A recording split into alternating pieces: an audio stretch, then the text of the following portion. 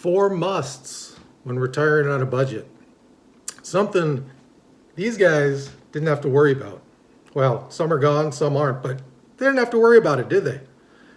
One question for you guys though, before I start, if someone can tell me who is this guy, I have no idea.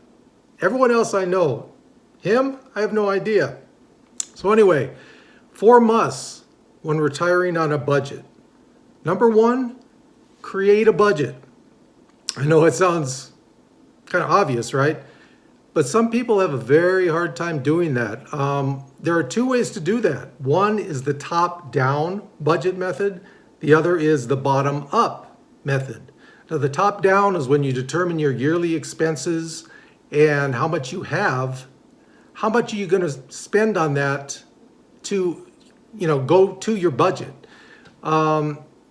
It's very fixed for people on moderate income. So you have to determine that right away. What's going to be your budget? Do you have any idea? The method that I like instead of the top-down method is the bottom-up method. For me, what I do is I go granular. I go to exactly what my budget is going to be on a monthly basis. You add in car insurance, you add in groceries, you add in everything you can. Come up with it on a very, very bottom line monthly basis. Then average that out over like about 6 months. For me, I know it takes a lot more time, but it's more effective as far as I'm concerned because you're more exact. You know exactly what you're going to be budgeting as opposed to like taking a yearly average and trying to do that. Yeah, that's kind of tough because that can be very inaccurate. So whichever way you choose, number 1, you got to have a budget. Yeah, it's obvious, I know, but you got to have a budget to determine how much you're going to spend. Number 2, determine your wants versus your needs. There's a lot of stuff out there that we want, right? And in retirement, it becomes challenging sometimes to say, no, I can't do that. I just can't do it on what I have in my whole portfolio and what I have coming in on a monthly basis. So do you really need a new car or do you want a new car? If it's really something that stays on your mind and everything, give it like 24 hours, give it 2 or 3 days. Okay, you gotta, look at that big TV. Do I really need that big TV or did I just want it? Sometimes you might need it. Wait for a great sale coming up, right around the holidays, we have great sales on that. Determine though, if you really need it as opposed to do you just want it. In retirement, that's a huge step.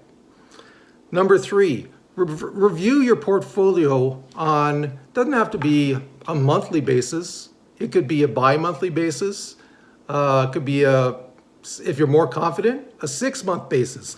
But you got to review it every once in a while to determine how is it doing. In this economy, dude, man, like I said before in another video, it's tough because sometimes I will be reviewing it weekly, maybe even bi-weekly if you have a bad week.